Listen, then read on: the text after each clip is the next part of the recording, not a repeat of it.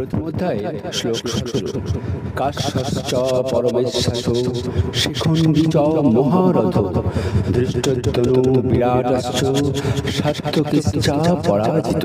কাশ্যশ্চ, কাশ্য চ অর্থাৎ কাশীর রাজা, পরমেশ্বস তিনি ছিলেন মহান ধনুর্ধর, শিখণ্ডী চ মহারথ শিখণ্ডী ছিলেন মহারথী, সহস্র যোদ্ধাদের বিরুদ্ধে যিনি একা যুদ্ধ করতে পারতেন। ধৃষ্টদ্যনু বিরাটশ্চ সাত্যকীশ্চ পরাজিত।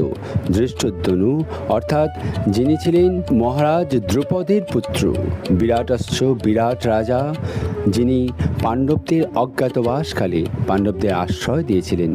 সাত্যকীশ্চ পরাজিত, সাত্যকী যিনি ছিলেন যুদ্ধে অপরাজেয়। এনারা কৌরব পাণ্ডবের যুদ্ধের শুরুতে সূচনা লগ্নে প্রত্যেকেই পৃথক পৃথক শঙ্খ বাজালেন।